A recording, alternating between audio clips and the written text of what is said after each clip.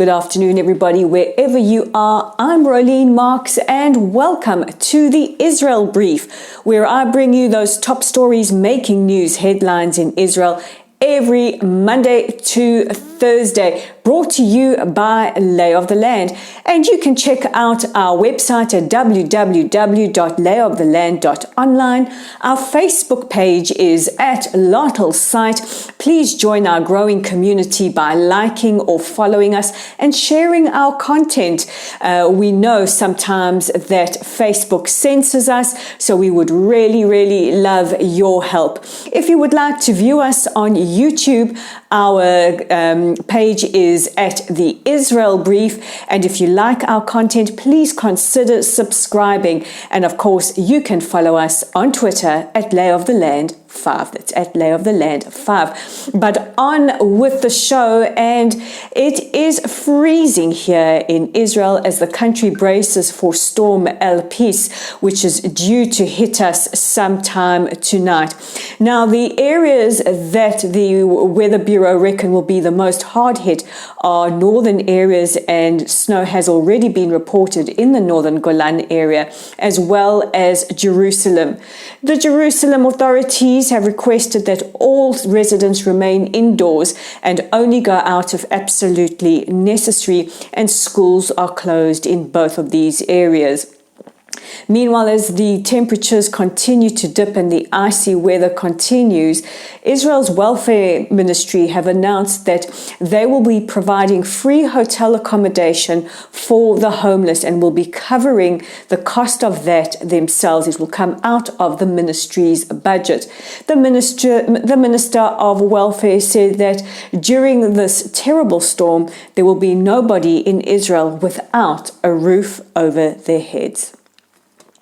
Tomorrow is International Holocaust Remembrance Day, and it's a day designated by the United Nations for Holocaust memorial, commemoration and education. It is different to Yom HaShoah, which is the day in Israel. It's a national holiday. It is known here as Yom HaShoah, Holocaust Martyrs and Heroes Day.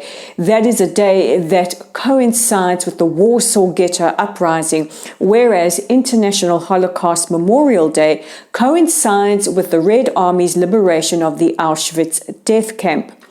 Now, addressing the Park East Synagogue last night, UN Secretary General lamented the rise of antisemitism and what he calls bigotry and hate in any form around the world.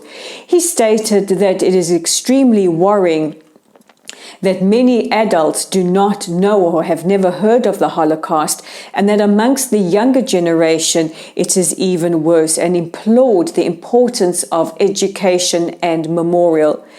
The Secretary General also welcomed the adoption of the resolution put forward by Israel last week at the United Nations General Assembly.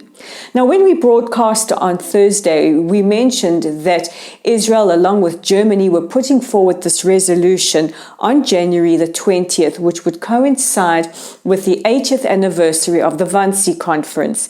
This was a conference that took place in the Wannsee Villa just outside of Berlin, Germany, which would lay the foundations for the final solution of the Jewish question.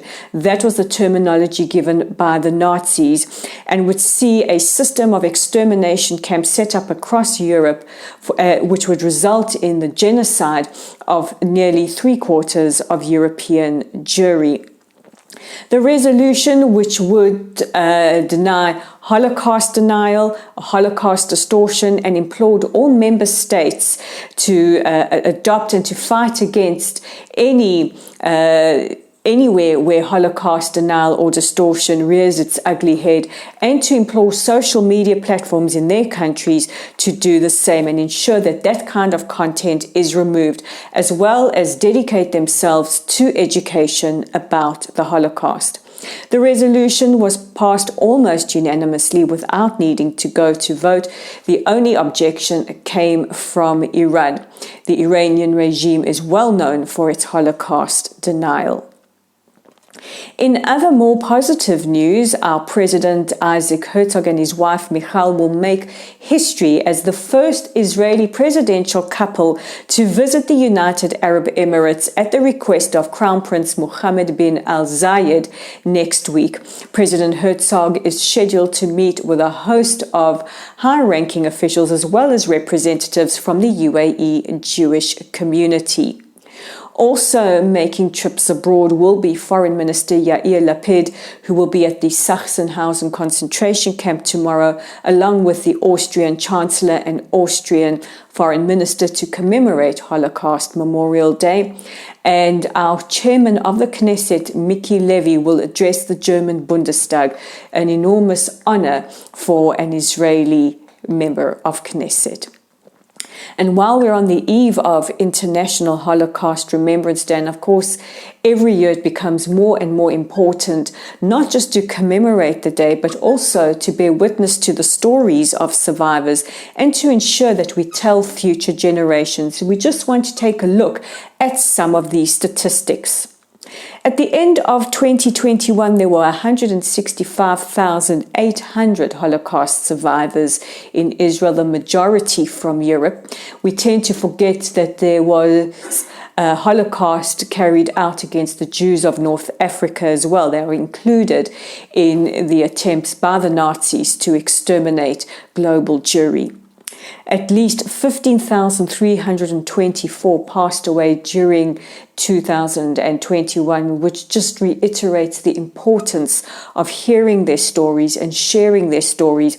We are the generations that will now be tasked with making sure that future generations hear first-hand accounts of what happened to our survivors during the Holocaust. But the number of deaths, over 15,000, literally work out to about 42 fatalities per day. And on a more positive note, at least 950 of our survivors have made it to the age of 100, with 60% of them being female. So we here at Lay of the Land task you tonight and tomorrow to spend some time on the internet listening and looking for documentaries about the Holocaust and first-hand accounts from survivors about what they endured. Now more than ever, as antisemitism rises around the world, and as we reported the other day, last year was the worst year in over a decade, it is so important to understand that world events like the Holocaust, the greatest atrocity of humankind, was not born out of concentration camps or extermination camps, but out of words and laws of intolerance. So those are top stories making headlines today. Join me tomorrow when we will take a look at International Holocaust Memorial Day, as well as bringing you your other top stories. Meanwhile, if you are in Israel, stay safe and warm from the storm. And just a reminder that I'm Rolene Marks. This is the Israel Brief brought to you by Lay of the Land, and we will bring you the Thursday edition tomorrow.